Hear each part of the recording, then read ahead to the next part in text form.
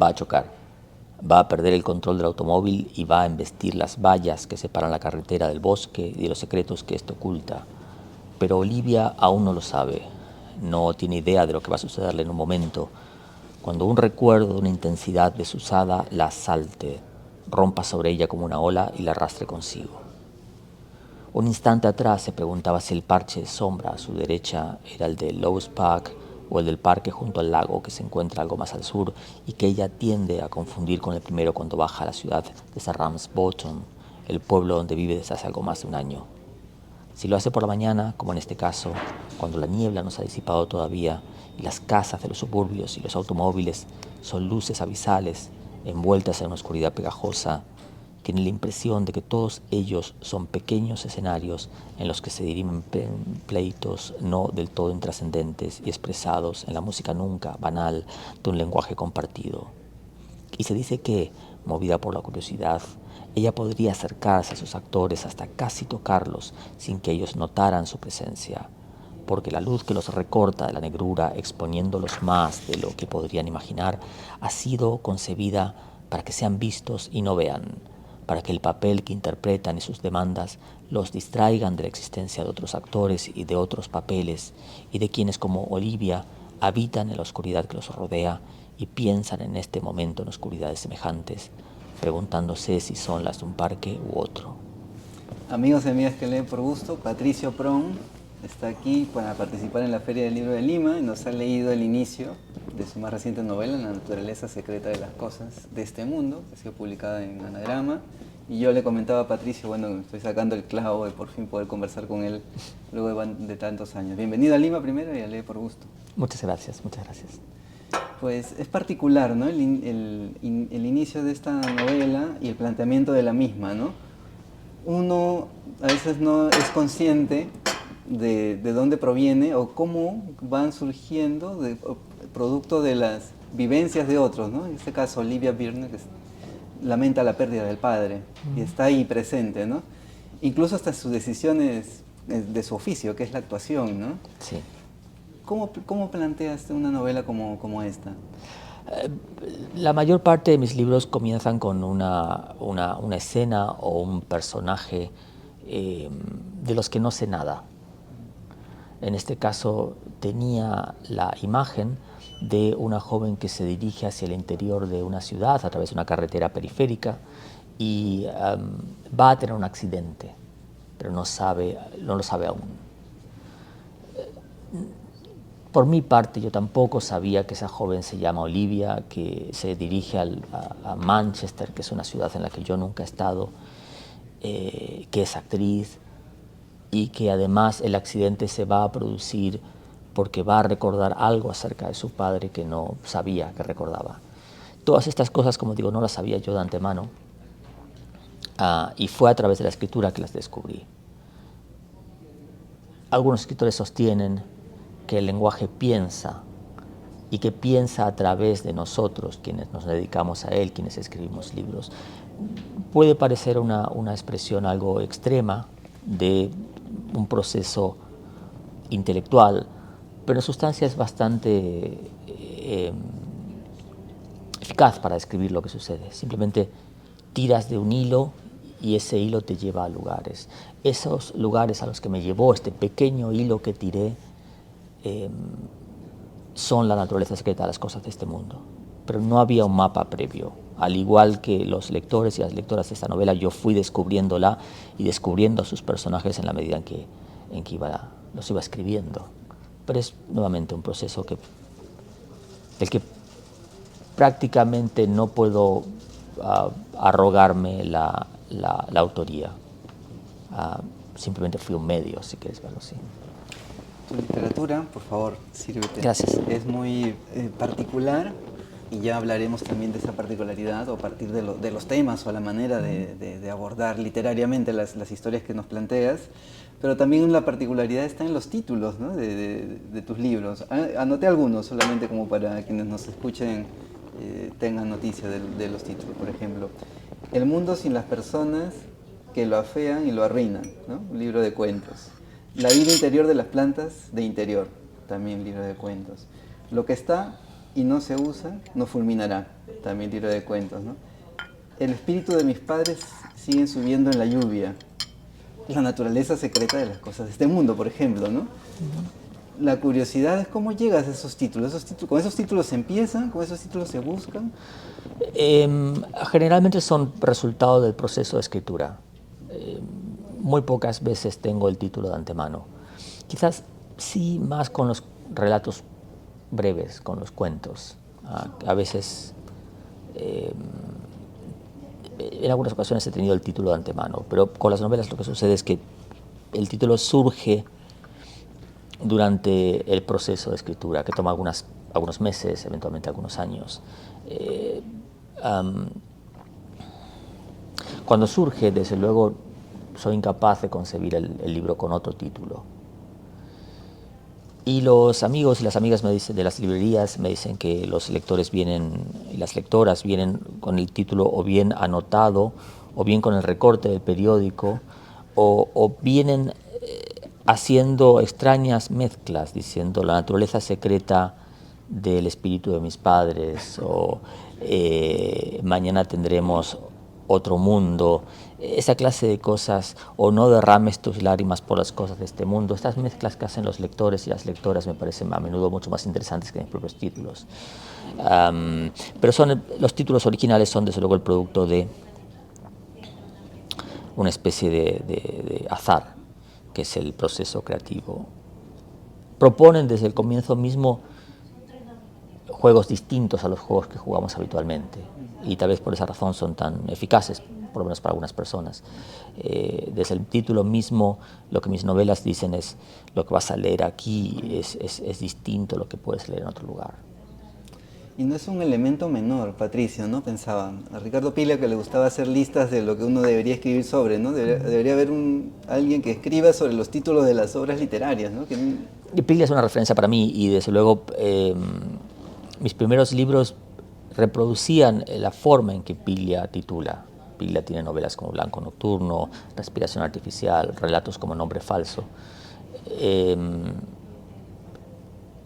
Yo titulaba también así, casi a modo de homenaje. Mis primeros libros se llaman Hombres Infames, Nadadores Muertos, etc. Cuando finalmente, tras un periodo en Alemania en el que no me dediqué a escribir ficción, decidí volver a escribir ficción, o no habiéndolo decidido se me impuso volver a escribir ficción. Lo que me prometí a mí mismo es que lo iba a hacer con criterios completamente distintos a los criterios anteriores, lo que suponía también titular de una manera diferente. Y supongo que casi sin proponérmelo inventé este tipo de títulos largos y poéticos, con una referencia siempre muy directa a la novela, pero que solamente descubrirás si lees el libro. Títulos largos, digo, en los que persisto tan solo porque no les gustan los editores, una manera de fastidiarlos un poco. Si te gustan mis libros, te gustan también mis títulos, supongo, esa es la idea. ¿Te habrá pasado, digo, no, Patricio, ese título muy largo? ¿No? Sí, en ocasiones me lo han dicho, sí. Sin embargo, para mi gran satisfacción, de momento mis títulos son bastante más cortos que No derrames tus lágrimas por nadie que vive en estas calles, que tiene ya el récord absoluto de un título que prácticamente no nos cabía en la portada. Sobre la singularidad de tu literatura. Ahora quiero referirme o pedirte un comentario, porque es difícil que el autor reflexione sobre su propia obra. En tu caso también tienes la doble figura, también como crítico, ¿no? Escribes sobre otros libros, entonces y has mencionado a Piglia, pues el escritor que en modo lector lee a otros, lo hace también en modo escritor en realidad, ¿no? Sí. Para desmontar cómo está armada la historia, Sí. para anotar, no sé, algunos vacíos si es que lo hubiera, o algunas afinidades de las cuales apropiarse literariamente y adoptarlas, ¿no? Cuando se menciona la particularidad de tu literatura, se habla mucho de la reflexión, ¿no? A propósito de estas preguntas, ¿no? que también plantean la naturaleza de las cosas de este mundo, de dónde viene uno, cómo uno es producto o resultado de otras personas. Hay algo ahí de filosofía, ¿no? En este caso, adentrarse a esas preguntas. No sé si eso se debe a un tipo particular de lecturas, a una formación o aspiración acaso filosófica. ¿Cómo lo explicas tú, Patricia? En primer lugar diría como señalabas, los autores no somos los mejores críticos de nosotros mismos. A menudo estamos paralizados por lo que yo llamaría una especie de miopía por proximidad. Incluso aquellos que tenemos un entrenamiento formal para evaluar las obras de otros, no somos los mejores lectores de nosotros mismos. De modo que todo lo que yo diga acerca de mi trabajo tiene un carácter contingente y provisorio y puede ser fácilmente puesto en cuestión. Dicho esto, agregaría que si bien mis novelas, como dices bien, a menudo han sido asociadas con ideas filosóficas, yo carezco de un entrenamiento formal en filosofía, tengo simplemente un interés de lector y sin embargo nunca aspiro a escribir novelas filosóficas. De lo que se trata para mí siempre es de plantear preguntas y de procurar responderlas en un ámbito u otro. Esas preguntas caen para muchas personas del lado de la filosofía, pero creo que no se requiere conocimientos de filosofía para leer mis libros. Sí, más bien una curiosidad por el mundo que asociamos con la filosofía y que sin embargo preside todas las cosas que a mí me importan, no solamente la filosofía, sino también la literatura, incluso la literatura de ficción, cierto tipo de música, cierto tipo de arte contemporáneo. Arrojan grandes preguntas sobre quiénes somos y cómo es el mundo que nos rodea y cuál es la relación entre las palabras y el mundo. Y eso es lo que hacen también mis libros. ¿Acaso está implícito ya lo filosófico en la medida que uno se pregunta, ¿no? Las probabilidades respecto a una existencia, a uno en particular, ¿no? ¿Pude yo haber nacido en otra ciudad si mis padres no hubieran migrado? Ya. ¿No? O mi situación como migrante, también tu caso, ¿no? Cambia también la perspectiva, imagino, Sí, ¿no? sí, creo que son cosas que nos suenan filosóficas porque o reflexivas o sesudas, si quieres decirlo así, simplemente porque estamos rodeados de discursos muy banales y porque la mayor parte de las personas tienen un enorme terror de preguntarse, de hacerse preguntas, sobre todo preguntas acerca de sí mismos y acerca de aquello en lo que creen. Pero esto no les da a mis libros un carácter especialmente sofisticado, sino más bien les da el carácter, digamos, de una resistencia a discursos muy simplificados que también existen incluso en la literatura. No es tanto el impulso en mis libros no es tanto el impulso de hacer complicadas cosas que no lo son, sino más bien el de admitir que las cosas son más complicadas de lo que nos dicen habitualmente, incluso mucho más complicadas de lo que nos dicen la mayor parte de los libros que leemos.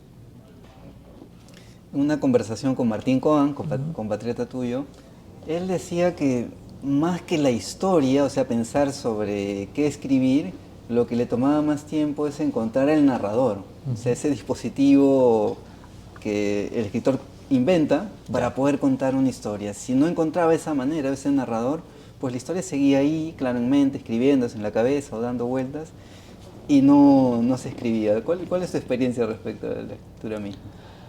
Es similar a la de Martín, con la diferencia de que para mí lo determinante es un tono. Tal vez en ese sentido mis libros tienen sin ser libros poéticos ni tener yo vocación de poeta, son libros que corresponden a un tipo de imaginación que es poética.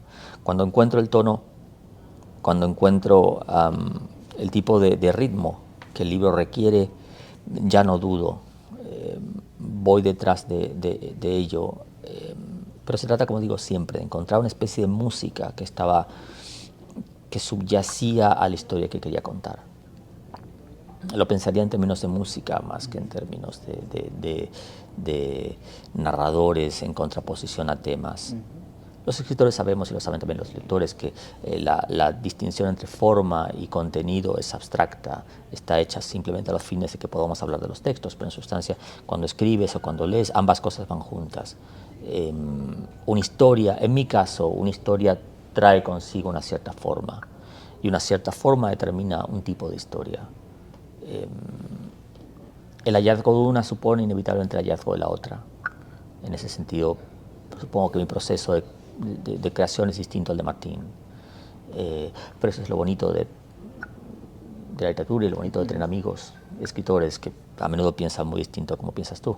Martín es un buen amigo, además un magnífico escritor, y entonces me alegra mucho descubrir a través de ti que sus problemas son distintos a los míos propios como escritor. Y este tono o esta música, Patricio, se entrena, se orienta, se va modificando a través de la lectura en voz alta. ¿Se me ocurre como para pensar en un camino? No suelo leer en voz alta. Recientemente los amigos de Anagrama me pidieron que leyese, que hiciese el audiolibro de la naturaleza secreta de las cosas de este mundo. Y fue toda una experiencia, entre otras cosas porque descubrí que mis libros no son para ser leídos en voz alta. Modifiqué el texto allí donde podía, de manera que la versión en audiolibro es ligeramente distinta a la versión en papel, por cuanto todas estas frases parentéticas larguísimas no funcionan cuando las lees en voz alta. Así que hice modificaciones en ese sentido. La música se encuentra para mí en la dimensión y el ritmo de la frase, y se va desarrollando durante la escritura. Naturalmente, como todas las músicas, admite variaciones, no puedes dedicarte a tocar una sola nota durante horas. Pero no diría que se entrena, diría que es algo que surge espontáneamente del sitio del que surgen las cosas que escribes. Hay una especie de fuente y recorres el bosque para llegar a esa fuente. No hay mapas dados de antemano. Y el hecho de que hayas ido alguna vez a la fuente y hayas bebido de ella no significa que puedas volver a hacerlo. Cada vez que te sientas a escribir lo haces de nuevo, de cero, y lo haces corriendo el riesgo de que no funcione. Pero es parte de los riesgos que la literatura tiene que correr para estar viva. Y el aprendizaje, digamos, la experiencia de un libro a otro, pues no garantiza la escritura del siguiente. Uno podría pensar, como ocurre en otro ámbito, que uno podría ganar desde la escritura seguridad para poder escribir o afrontar el siguiente libro con mayor pericia, para poder saber ya cómo contar la historia. Ya. Pero algo que muchos escritores mencionan es que necesitan encontrar esa manera particular de narrar un libro específico. Absolutamente sí. Nunca puedes dar nada por sentado.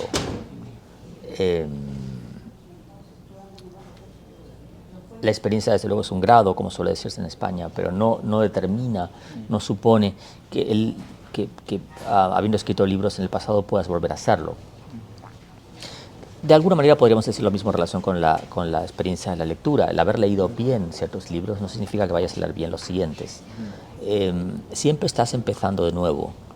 Y esta es una de las potencias de la literatura, si lo piensas bien. Cada vez que abres un libro, cada vez que comienzas a escribirlo, eres nuevamente quien eras cuando lo hacías por primera vez. Por mi parte, yo pienso que simplemente estoy comenzando como escritor. Los libros anteriores me interesan mucho menos que lo que voy a escribir a continuación y lo que acabo de escribir, digamos. Es un enorme ejercicio de empezar de nuevo todas las veces. Y si bien los comienzos son en ocasiones angustiosos, son también excitantes en el mejor de los sentidos. Esa excitación, ese entusiasmo, sin los cuales no puedes escribir, se reproducen una y otra vez cuando te enfrentas a la página en blanco, cosa que para mí no es un problema. La página en blanco no es aterradora para mí, es un ámbito de posibilidades. Pensaba y recordaba, Patricio, al momento de revisar material para conversar contigo, en 2019 ganaste el premio Alfaguara, mañana tendremos otros nombres, ¿no? Y no sé si llegó a ti... Lo ganó un libro que yo escribí, no lo gané yo. ¿No? Es una distinción que me parece importante hacer. Sí. Pero no importa. No sé si llegaron a ti esas críticas o observaciones sobre el inicio de la novela, el uso de 15 veces de la palabra había, pero al margen de esa polémica, la reflexión que quiero tener contigo es sobre aquello que se decía ahí, ¿no? Entre líneas, escribir correctamente. Decía, pensaba, ¿qué es escribir correctamente? Si uno escribe según la gramática, la RAE, podría tener un texto muy bien escrito, pero ¿cuál es su valía literaria? Nadie había reparado en que esa intensidad, esa repetición de lo sabía, definitivamente era intencionada para marcar el tiempo ocurrido, ese pretérito. Exacto. En la vida. Sí, recuerdo ese meme que circuló. A mis amigos y a mis amigas les hizo mucha gracia. A mí, desde luego, algo menos, porque suponía que quien quiera que hubiese hecho eso no se había tomado el trabajo de leer la segunda página. Mal estamos allí donde una novela se juzga por la primera página. Al margen de lo cual, cuando esa situación se produjo, recordé algo que me decían algunos editores, que es que los lectores ya no saben, no comprenden el pretérito pluscuamperfecto. El pretérito pluscuamperfecto es una forma narrativa que un tiempo verbal destinado a describir los hechos que transcurrieron en el pasado del pasado. Esto para mí es muy evidente, y sin embargo para muchos lectores no lo era. Me preocupó enormemente haber caído en manos de ese tipo de lectores. Pero también se me hizo muy evidente que esos lectores no iban a continuar conmigo y yo no con ellos. Para esos lectores había otros libros, y para mí, con un poco de fortuna, había otros lectores.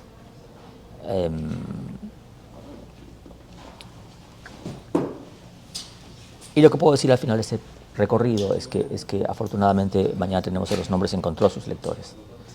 Y son las novelas mías más apreciadas por los lectores y las lectoras. Nunca sabes en manos de quién caen los libros que escribes, y desde luego no puedes tomarles una especie de conocimiento, de examen de conocimiento del español antes de darles tu libro. Pero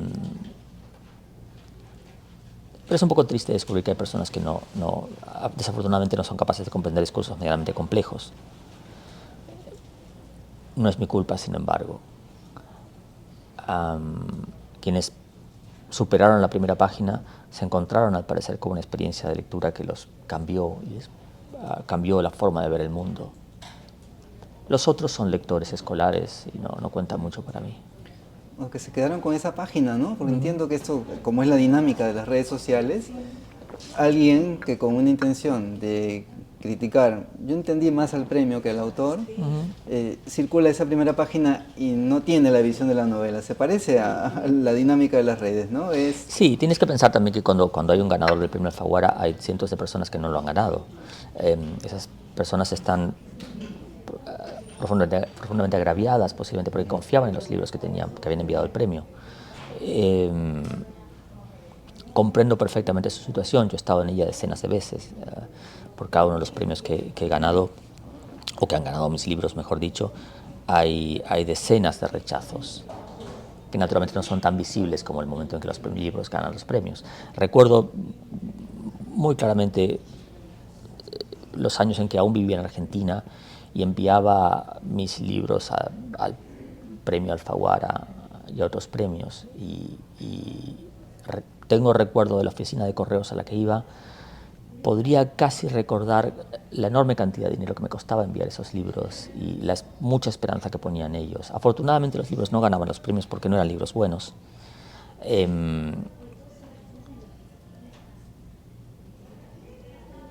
Pero también recuerdo la impresión que tenía yo inicialmente de que el resultado había sido injusto, que si los jueces no habían designado mi novela y si otra era porque estaban corrompidos. Desde luego, finalmente leía las novelas que habían ganado esos premios y en ocasiones eran muy buenas, con lo que, digamos, tenía yo que tragarme mi orgullo. Pero ese es un momento histórico, ya sabes, en el que no importa dónde te pongas, siempre alguien cree que le estás pisando los pies o que estás ocupando su espacio. Así que hay que vivir de alguna manera con eso también. Con un poco de fortuna, las personas que vieron ese meme y se sintieron agraviadas por cuanto estaban convencidos de que ellos pueden escribir mejor. Ojalá hayan continuado escribiendo, y ojalá escriba mejor, y ojalá un día ganen un premio como este. Por lo demás, como ves, continúo escribiendo libros, y algunos de ellos posiblemente haya más de 15 avías por página. La próxima vez sería, lo divertido sería hacer una página con 16 avías y empezar a superar récords continuadamente. Y yo quiero decir a quienes nos escuchan y te están viendo a ti, Patricio, que en tus novelas, y constato aquí en La naturaleza secreta de las cosas de este mundo, que no es una literatura solamente de evocación o de avías, sino también de qué, ¿no? Porque hay una investigación también sobre, a propósito de las circunstancias del personaje, por ejemplo, ¿no? De esta niña salvaje de Songi, ¿no? Como, o la niña que fue criada por lobos. Entonces, ¿no? Como era muy estimulante porque, claro, hechos, ¿no? O documentación también para darle verosimilitud a una historia que podría, prescindiendo de esta, quizás no calar más hondo, ¿no? Sí, cuando escribo, es casi como si el texto fuese una especie de objeto magnético que atrae hacia sí esquirlas de otros discursos filosóficos, discursos médicos, discursos sociológicos, prensa, discursos estéticos. En este caso, tratando de comprender a los personajes y tratando de comprender cómo se sienten los personajes, vinieron hacia mí estas historias de niños ferales, niños criados por lobos, por osos, por monos. La cultura popular los incorpora en las figuras de Tarzán y de Mowgli. Y aunque parezcan figuras de ficción, en realidad están perfectamente documentadas a lo largo de la historia. Son personas que, habiendo sobrevivido a una experiencia enormemente traumática en su niñez relacionada con el abandono, y habiendo sido asistidos por animales o no, regresan a la sociedad o son traídos de regreso a la sociedad, pero no pueden hacer pie en ella. Creo que estos niños ferales son una buena metáfora del modo en que muchas personas nos sentimos en la sociedad en la que vivimos. Nos sentimos fuera de lugar, nos sentimos incómodos, añoramos algo que a lo que no podemos regresar y que no sabemos siquiera pronunciar. Y esto es lo que le sucede a Olivia, es lo que le sucede en gran medida a Edward, es naturalmente lo que me sucede a mí. Creo que es lo que nos pasa a todos en este momento histórico. Sobre todo cuando se afirma, no sé también si sabías, ¿no? Que se habla mucho de, claro, la novela como género, aparentemente ya lo abordó todo, ¿no?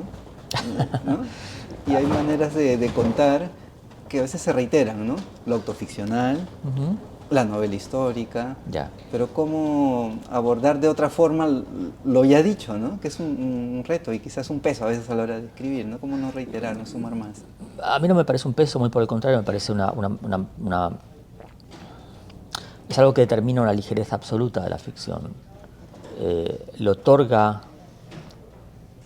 la posibilidad, en primer lugar, de construir sobre los sólidos cimientos de los libros que han precedido el libro que estás escribiendo, lo que desde luego constituye una enorme ventaja. En esta novela se habla de algunos de esos cimientos, de Henry James, de Virginia Woolf, de Hawthorne y de otros autores y autoras.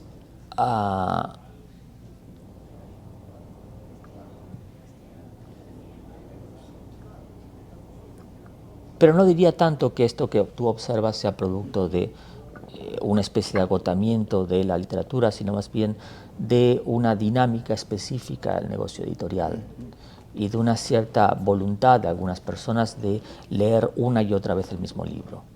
Este es un momento histórico en el que tenemos la impresión de que todo ha sido dicho ya, como decías bien. Hay una especie de exceso de pasado que se combina con la incapacidad de concebir un futuro. Los acontecimientos políticos, económicos, medioambientales que nos rodean nos dificultan imaginar el futuro de otra manera que no sea como un futuro terrible. Y al mismo tiempo tenemos mucho pasado que puede oprimirnos. De modo que muchas personas, casi a manera de refugio, leen una y otra vez el mismo libro, ven una y otra vez la misma película, atemorizados por la posibilidad de que algo que no conocen los sacuda, recurren una y otra vez a lo mismo, a lo que ya conocen. El fenómeno de las películas de superhéroes pone de manifiesto que hay personas que quieren ver una y otra vez la misma película. Las series, las sagas literarias, los libros de género, muy específicamente de género, demuestran que hay personas que quieren leer una y otra vez el mismo libro.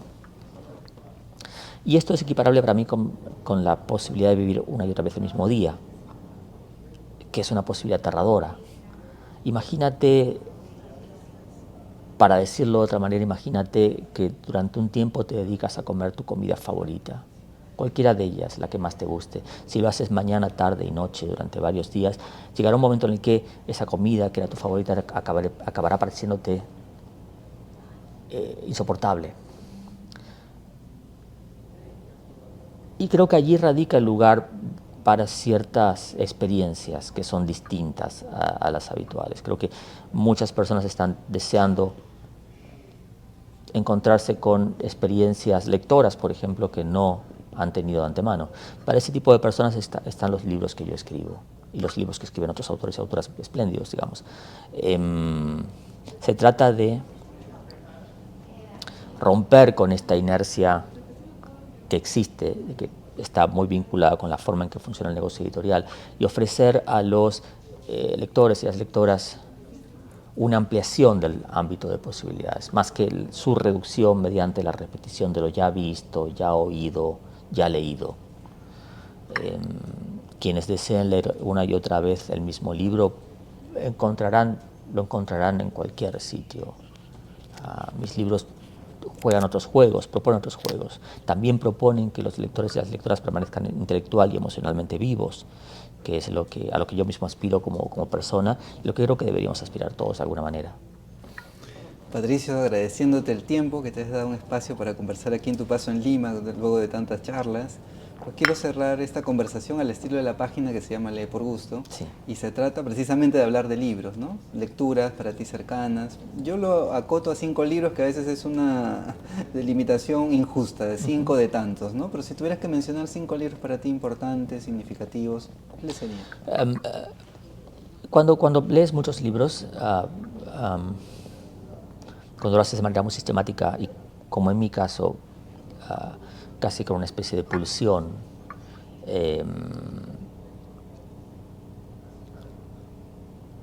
la pregunta por los 5 mejores libros que has leído últimamente, o los 5 libros que más te han interesado, te han gustado, es la peor pregunta que te pueden hacer. Te deja completamente paralizado. Te quedas en blanco, los libros no llegan a tu cabeza. Sin embargo, sí diría que creo que puedo decirte que en las últimas semanas he estado leyendo a 3 autoras muy importantes para mí, se han vuelto muy importantes.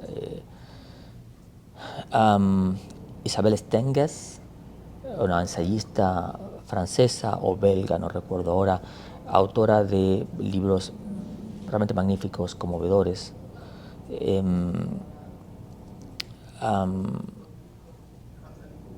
Vinciane Desprez, otra autora francesa, que aborda la relación entre las personas y los animales, las personas no humanas que llamamos animales, y que tiene un libro hermoso llamado Cuando el lobo viva con el cordero. Y en tercer lugar, Corinne Peluchon, también una autora francesa o belga, que aborda estos temas y lo hace con una perspectiva, en mi opinión, deslumbrante. Mencionaría esas tres autoras, y mencionaría también naturalmente las que están siendo mis experiencias lectoras estos días en Lima.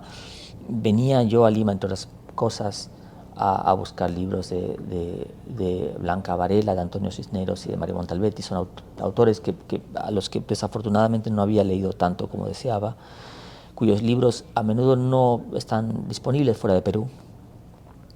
Así que afortunadamente, gracias a la feria pude encontrarlos y estoy leyéndolos estos días. Cuando no estoy dando entrevistas, cuando no estoy yendo de un lugar a otro, estoy en los taxis, estoy leyendo estas cosas y estoy absolutamente deslumbrado, como podía imaginar. Así que esas son mis recomendaciones para los amigos y las amigas. Algunos son bien conocidos por los lectores y las lectoras, otros no lo son tanto. Pero mi invitación es a que los amigos y las amigas los lean. Y de eso se trata, justo de recomendar lecturas. Muchísimas gracias, Patricio. Gracias a ti. Gracias también a quienes nos han seguido.